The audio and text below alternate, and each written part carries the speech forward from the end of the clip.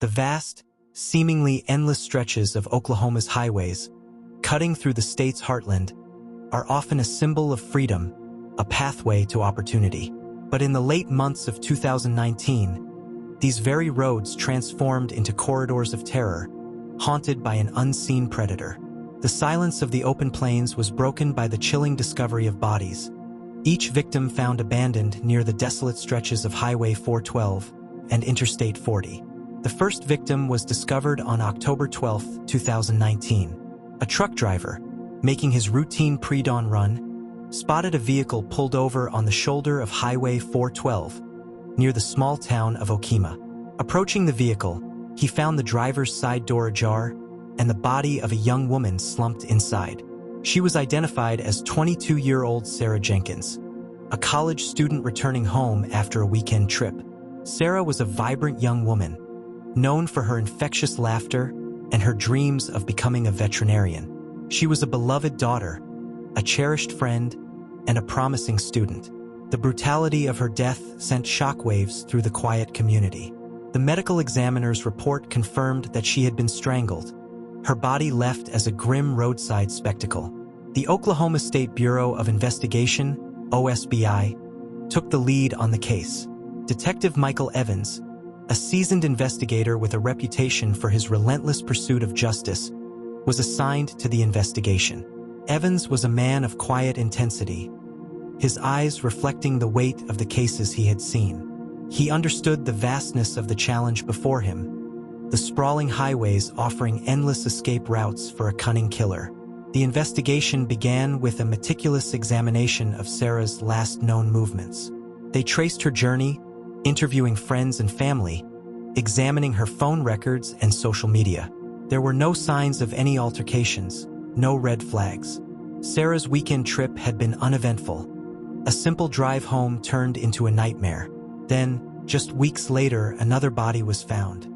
On November 3, 2019, a state trooper discovered the remains of a middle-aged man, identified as 45-year-old David Miller, near a rest stop on Interstate 40, east of Shawnee.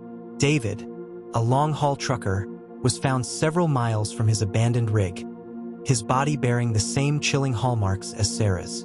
He had been strangled, his body left exposed, a stark and brutal message. The similarities between the two cases were undeniable.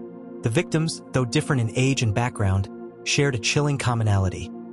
They were both found near major Oklahoma highways, their lives extinguished with a cold, calculated efficiency. The realization dawned. This wasn't a random act of violence. It was the work of a serial killer.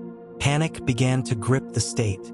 Truck drivers, who relied on the highways for their livelihood, became wary, their sense of security shattered. Solo travelers, once confident in the vast openness of the roads, now felt a creeping unease. The highways, once a symbol of freedom, were now a landscape of fear. Detective Evans and his team intensified their investigation. They pored over forensic evidence, searching for any trace of the killer. They analyzed traffic camera footage, hoping to catch a glimpse of a suspicious vehicle. They interviewed witnesses, truck drivers, and rest stop employees, searching for any lead, any clue. The investigation revealed a chilling pattern. The killer seemed to target individuals who were alone, vulnerable. Sarah, driving alone at night, and David, a solitary trucker, were easy prey. The killer seemed to possess a deep understanding of the highways, using their vastness to his advantage. Weeks turned into months, and the killer remained elusive. The OSBI, facing mounting pressure from the public and the media, released a profile of the suspect. They described him as a male, likely in his late 30s to early 50s, possessing a deep knowledge of the Oklahoma highways. They believed he was a meticulous planner, someone who left no trace. But the profile yielded no results. The killer, a phantom on the highways, remained at large. The silence of the open roads was now a chilling reminder of the unsolved crimes, a constant, gnawing fear. Then, on a cold January morning in 2020, a new lead emerged. A young woman named Lisa, a waitress at a truck stop near Chandler, came forward with a disturbing story. She had served a man who matched the killer's profile. He was quiet, almost unnervingly so, and he had asked her detailed questions about truck routes and rest stop schedules. Lisa remembered a peculiar detail.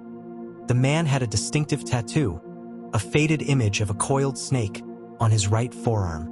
She also remembered the vehicle he drove, a dark-colored pickup truck with a dented front fender. Detective Evans and his team were energized. This was their first solid lead. They began to track down any dark-colored pickup trucks with dented fenders, searching for a man with a snake tattoo. They reviewed surveillance footage from the truck stop, hoping to capture an image of the suspect. Days turned into weeks, and the search yielded nothing. The suspect, like a ghost, had vanished. The snake tattoo, the dented pickup, they seemed to be phantoms, elusive and unattainable. Then a breakthrough. A database search of tattoo parlors in the region revealed a possible match. A man named James Walker, a former truck driver with a history of violence, had a coiled snake tattoo on his right forearm. He also owned a dark-colored pickup truck. Detective Evans and his team tracked down James Walker. He was living in a small, dilapidated trailer on the outskirts of Oklahoma City. They approached the trailer, their hearts pounding. As they approached, they noticed a dark-colored pickup truck parked nearby, its front fender dented. They cautiously approached the trailer, their weapons drawn. They kicked down the door, and the scene that unfolded before them sent a chill down their spines. The trailer was a chaotic mess, littered with maps, photographs, and newspaper clippings of the highway killings. And in the center of the room, on a makeshift altar, lay a chilling display. A collection of human hair, carefully arranged, each strand a dark, haunting reminder of the victims. And then, they noticed a small digital recorder, playing a faint, distorted voice. They pressed play, and a low, guttural voice filled the room. "They are all mine now, and I will find more." Then, a map was seen with several red circles surrounding rest stops and highway exits. The final red circle was placed on a location that had yet to have a victim.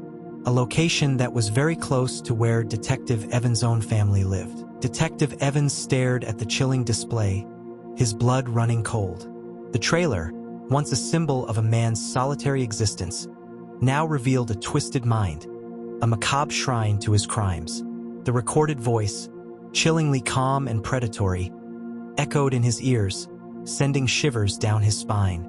The killer was taunting them, a chilling reminder of his power and his unwavering resolve. James Walker, the man they believed to be the highway killer, was taken into custody. The evidence against him was overwhelming. The snake tattoo, the dented pickup, the chilling display in the trailer, and the chilling recording. Yet, as they drove him to the police station, a strange sense of unease settled over Evans. Walker remained eerily calm, his eyes fixed on the passing scenery, his expression devoid of any emotion. It was as if he was a spectator, watching the events unfold with a detached curiosity. The interrogation began. Evans, his voice low and measured, confronted Walker with the evidence. He presented the tattoo, the truck, the chilling display in the trailer. Walker remained silent, his gaze unwavering. "You can't hide from the truth, Walker," Evans said, his voice rising. "The evidence is overwhelming. The blood is on your hands." Walker finally spoke, his voice a low, monotonous drawl. "Evidence? What evidence? You have nothing." Evans slammed his fist on the table. "The tattoo, the truck, the recording. We found it all, Walker. Your house is a shrine to your crimes." Walker chuckled, a dry, humorless sound. "Oh, those things?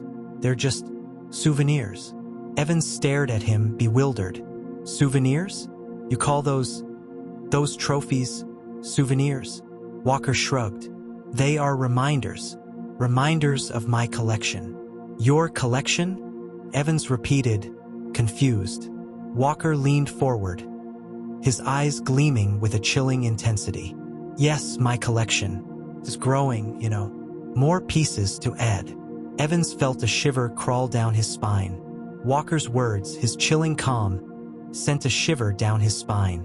He was dealing with a man who was not just a killer, but a collector, a man who derived pleasure from his horrific acts. As the investigation deepened, they uncovered a disturbing pattern. Walker wasn't just killing, he was meticulously documenting his crimes. He kept detailed journals, documenting each victim, their movements, their final moments. He had even created a map, pinpointing each kill site, a grim testament to his reign of terror. The map revealed a chilling detail.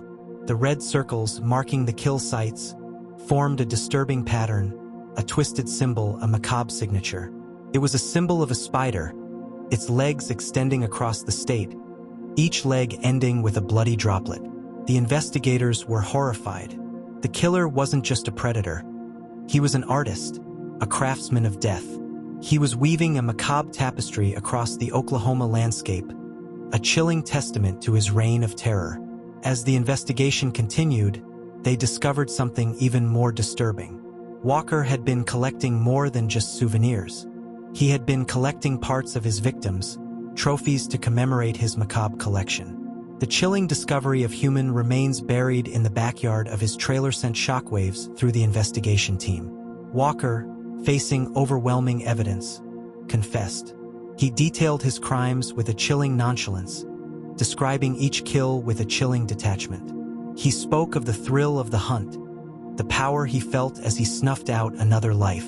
He even revealed the location of a hidden cache, a secret burial ground where he had buried the remains of his victims. The discovery of the burial ground was a grim and arduous task. The investigators, accompanied by forensic teams, spent weeks excavating the desolate area, unearthing the remains of Walker's victims. Each discovery was a fresh wound, a painful reminder of the horror that had unfolded on the Oklahoma highways. As the investigation drew to a close, a chilling detail emerged. Walker, during his confession, had mentioned a higher power, a guiding force that had led him down this path. He spoke of visions, of whispers, of a presence that urged him to continue his deadly work. Evans, haunted by Walker's chilling words, began to investigate further. He delved into Walker's past, searching for any clues to his disturbing obsession. He discovered that Walker had a troubled childhood, plagued by abuse and neglect. He had been fascinated by the occult, drawn to dark and disturbing beliefs. One day, while sifting through Walker's personal belongings, Evans stumbled upon a hidden compartment within a book. Inside, he found a series of cryptic symbols, a code that he couldn't decipher. It was a language he didn't recognize, a language that seemed to whisper of ancient rituals and forbidden knowledge. As Evans stared at the cryptic symbols, a chilling realization dawned upon him. Walker wasn't just a deranged killer. He was a conduit, a vessel for something far more sinister. The higher power Walker spoke of, the guiding force, was not a figment of his imagination. It was something else, something ancient and malevolent. Evans knew that the story of the Oklahoma highway killings was far from over. The chilling discovery of the cryptic symbols had opened a new chapter, a chapter that plunged him into a world of ancient rituals and forbidden knowledge. He realized that the true horror was not just about the murders, but about the unseen force that had manipulated and empowered the killer. And as he stared at the cryptic symbols, he knew that the darkness was far from gone. Detective Evans, his mind reeling from the discovery of the cryptic symbols, felt a chill that had nothing to do with the Oklahoma winter. He knew, with a certainty that settled deep in his bones, that James Walker was more than just a serial killer. He was a vessel, a conduit for something ancient and dark, something that whispered in the shadows. The symbols themselves were unnerving. They weren't like anything Evans had ever seen, not a language, not a code he recognized. They were angular, twisting, like the skeletal branches of a dead tree or the jagged edges of a broken mirror. He brought in experts, linguists, anthropologists, even specialists in obscure cults and ancient religions. They all came back with the same answer: nothing. The symbols were a mystery, a puzzle with no solution. But Evans, driven by a gnawing sense of unease, refused to let it go. He spent countless nights poring over books, searching online databases, anything that might shed light on the strange glyphs. He felt like he was chasing a ghost, a whisper in the wind, but he couldn't shake the feeling that these symbols were the key to understanding the true horror that had unfolded on the Oklahoma highways. Meanwhile, Walker remained in custody, his demeanor unchanged. He was calm, almost serene, as if he knew something they didn't. He spoke of the awakening, of the coming darkness, his words echoing with a chilling prophecy. Evans found himself drawn to the man, compelled to understand the twisted logic that drove his actions. During one late-night interrogation, Evans decided to try a different approach. He didn't confront Walker with evidence or accusations. He simply listened. He let Walker speak, letting the man's chilling narrative unfold. Walker spoke of visions, of whispers in the night, of a presence that guided his hand. He described it as a dark god, an ancient entity that demanded sacrifice. "It speaks to me," Walker whispered, his eyes gleaming in the dim light. "It shows me the way. It tells me who to take." Evans, despite his skepticism, felt a shiver crawl down his spine. Walker's words, his chilling conviction, were unnerving. He was either a master manipulator or he was truly insane. Then, a new development. A young woman, a historian specializing in Native American folklore, contacted the OSBI. She had seen the symbols, and they resonated with a legend from a long-forgotten tribe, a legend of a dark entity that dwelled in the earth, a creature of shadow and hunger. The legend spoke of a time when the land was shrouded in darkness, when the creature demanded blood sacrifices to appease its hunger. The symbols, she explained, were a form of ancient writing, a language of the earth, used to summon the creature. Evans, his skepticism waning, felt a growing sense of dread. The legend, the symbols, Walker's chilling pronouncements, it was all starting to connect. The highway killings weren't just the work of a deranged killer. They were a ritual, a macabre offering to an ancient entity. He and his team went back to the kill sites, armed with the historian's knowledge. They examined the locations, searching for any signs of ritualistic activity. They found nothing at first, just the desolate stretches of highway, the silent witnesses to the horror that had unfolded. Then they found it. At one of the kill sites, hidden beneath a layer of earth, they discovered a series of ancient carvings, symbols that matched the ones found in Walker's book. The carvings were arranged in a circle, a chilling echo of the spider symbol from Walker's map. The realization hit Evans like a physical blow. The highway killings were a ritual, a summoning. The killer had been creating a conduit, a pathway for the ancient entity to enter their world. The historian explained that the ritual required a specific number of sacrifices, each one placed at a specific location, to align with the Earth's energy. The locations, she said, formed a ley line, a pathway of power that connected to the heart of the ancient entity's dwelling. Evans, his mind reeling, realized the chilling truth. Walker hadn't finished his work. There were more sacrifices to be made. The map, the red circles, it wasn't just a macabre trophy. It was a checklist. He and his team raced to the remaining locations, hoping to intercept the killer before he could complete his ritual. They found nothing, just empty stretches of highway, a chilling reminder of the looming threat. Then, a new victim. A young man, a hitchhiker, was found near one of the remaining locations. He was alive, barely, his body bearing the same marks as the previous victims. But this time, there was something different. A symbol carved into his flesh, a symbol that matched the ancient carvings they had found at the kill site. The victim, in his delirious state, spoke of a figure, a tall, gaunt man with eyes like burning coals. He spoke of whispers, of a darkness that consumed him. Evans, his heart pounding, realized that the ancient entity wasn't just a legend. It was real, and it was coming. They rushed back to the trailer, hoping to find Walker's journal, his notes, anything that might reveal the final location, the heart of the ritual. But the trailer was empty. Walker was gone. A chilling message was left behind, scrawled on the wall in blood. "The gate is open." Then, a new report came in. A series of strange seismic readings, emanating from a remote location in the Oklahoma wilderness. The readings were unlike anything they had ever seen, a rhythmic pulse that seemed to emanate from the earth itself. Evans, his mind filled with dread, knew what it meant. The ancient entity was awakening, and they were running out of time. They had to find the location, the heart of the ritual, before it was too late.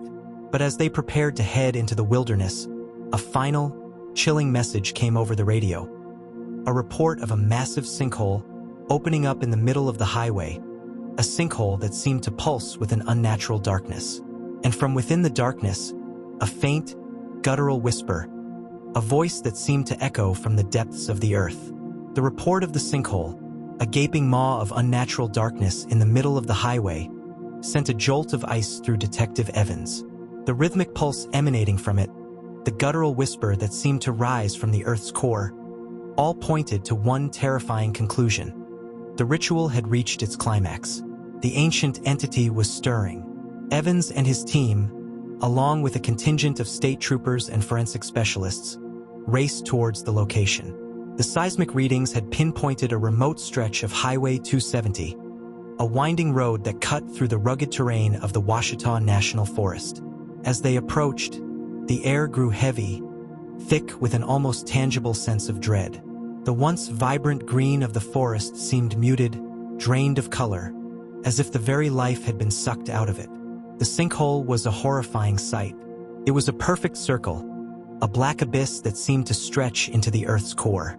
The rhythmic pulse emanating from it was now a deep, guttural thrum, a heartbeat of something ancient and malevolent. The guttural whisper, once faint, was now a chorus of voices, a cacophony of tormented souls. As they cautiously approached, they noticed the ancient carvings, the same symbols found at the kill sites, etched around the sinkhole's perimeter. They were glowing with an eerie luminescence, casting long, distorted shadows that danced in the unnatural darkness. The historian, who had accompanied them, gasped. "The gateway," she whispered, her voice trembling. "It's open." Evans, his heart pounding, knew they were too late. The ritual had been completed. The ancient entity was here, or at least it was close. Suddenly, the sinkhole began to churn. The black abyss swirled, like a vortex of darkness, and the guttural thrum intensified.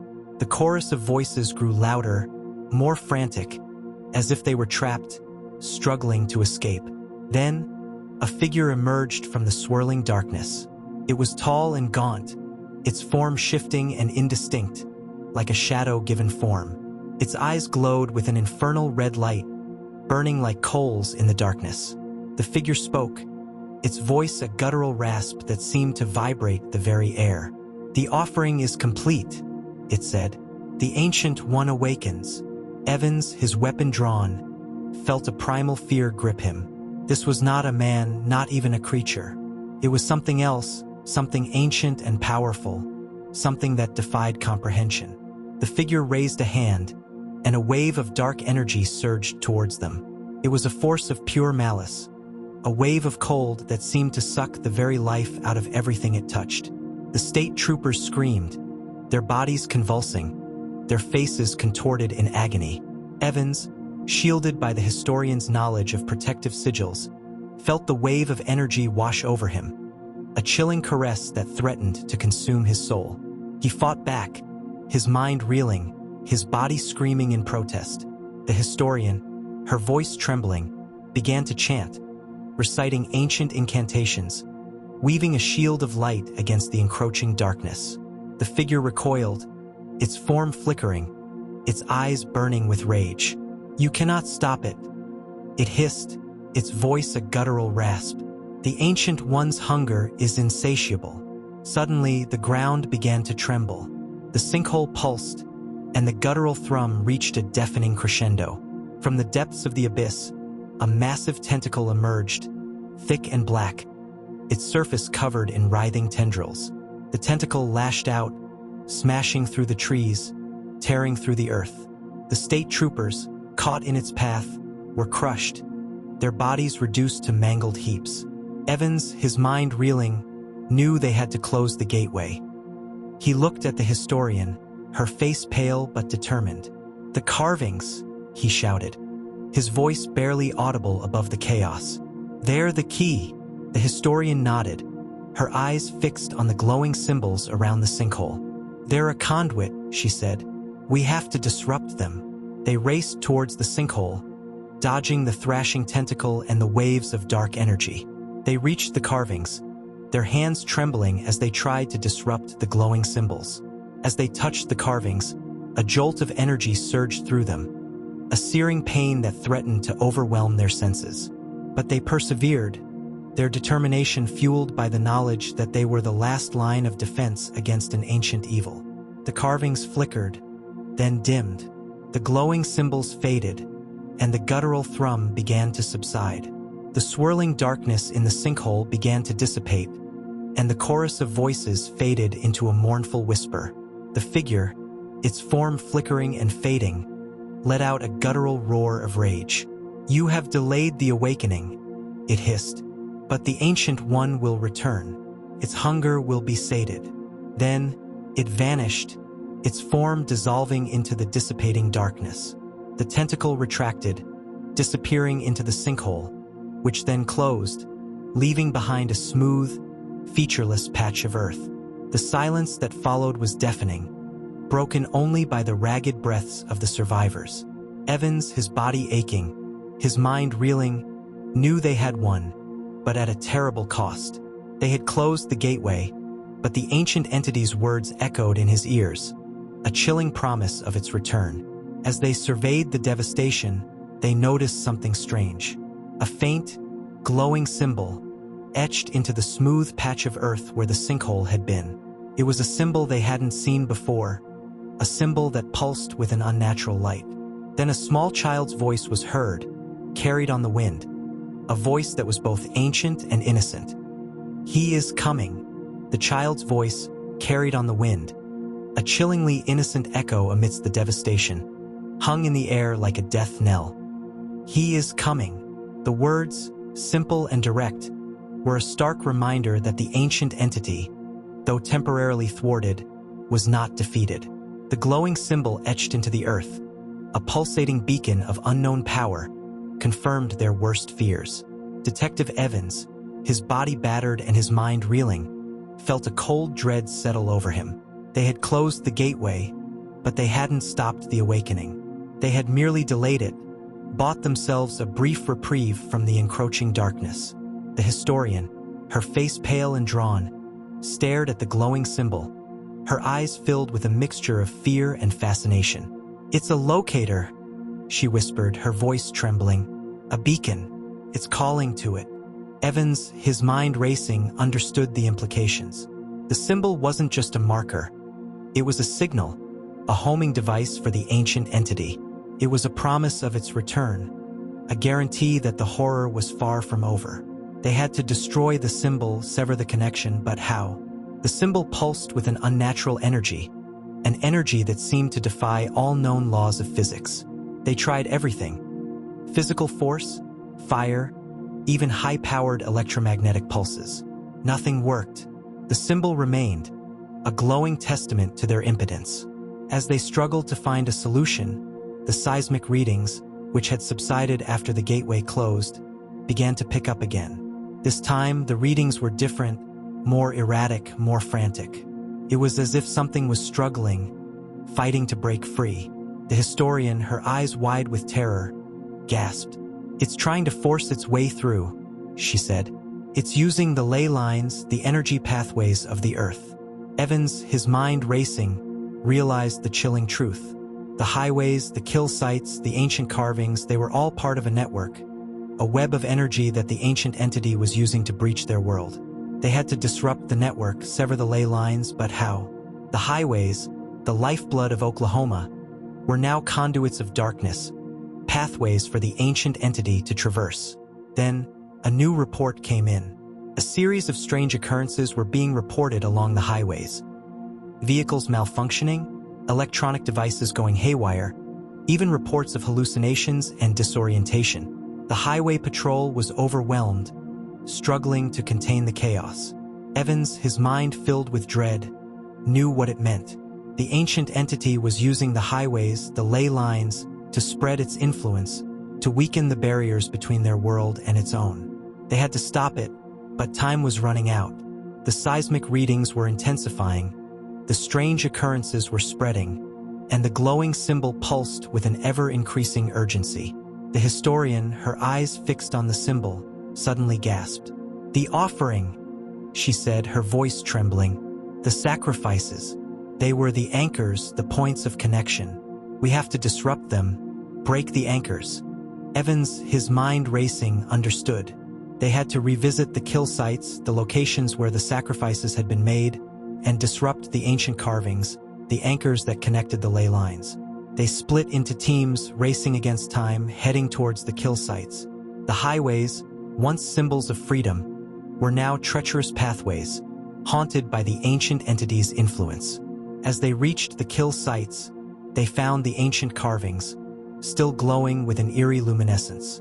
They began to disrupt them, using every tool at their disposal, every ounce of their strength. As they destroyed the carvings, the seismic readings began to fluctuate. The strange occurrences along the highways began to subside, and the glowing symbol pulsed erratically. But the ancient entity was not going to give up easily. From the depths of the earth, a guttural roar echoed, a sound that shook the very foundations of their world. The ground trembled, and the air crackled with dark energy. The glowing symbol began to spin, its light intensifying, its energy surging. A vortex of dark energy formed above it, a swirling portal to another dimension. Evans, his heart pounding, knew they were running out of time. They had to destroy the symbol, close the portal before it was too late. He looked at the historian, her face pale but determined. "The final sacrifice," he said. "The last anchor. We have to destroy it." They raced towards the final kill site, the location where the last victim had been found. As they approached, they saw a figure standing near the ancient carvings, a tall, gaunt man with eyes like burning coals. It was the ancient entity, its form partially manifested, its presence radiating an aura of immense power. "You cannot stop it," it hissed, its voice a guttural rasp. "The Ancient One's hunger will be sated." Evans, his weapon drawn, stood his ground. "We will stop you," he said, his voice firm. "We will close the gate." The ancient entity laughed, a chilling sound that echoed through the desolate landscape. "You are too late," it said.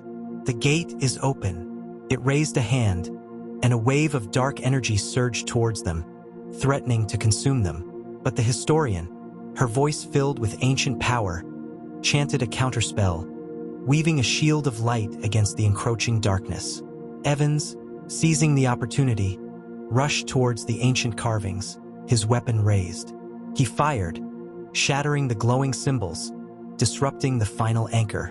The vortex of dark energy above the symbol began to collapse, its swirling darkness imploding. The ancient entity screamed, its form flickering and fading. Then silence. The ground stopped trembling, the air stopped crackling, and the glowing symbol faded, leaving behind only a smooth patch of earth. The ancient entity was gone, banished back to its realm. The gateway was closed. Evans, his body aching, his mind reeling, stood in the silence, the echo of the ancient entity's scream ringing in his ears. They had won, but at a terrible cost. They had stopped the awakening, but they knew that the ancient entity, and its kind, were still out there, lurking in the shadows, waiting for their chance to return. As they left the desolate landscape, the highways, once conduits of terror, seemed to return to normal. The traffic flowed, the trucks rumbled, and the sun shone on the open road. But Evans knew that the darkness had left its mark, a scar on the Oklahoma landscape, a chilling reminder of the ancient evil that had almost consumed them. And as he drove away, he looked in his rear-view mirror. There, in the middle of the road, was a small black spider, slowly crawling into the shadows of the overpass. The Oklahoma highways would never feel the same.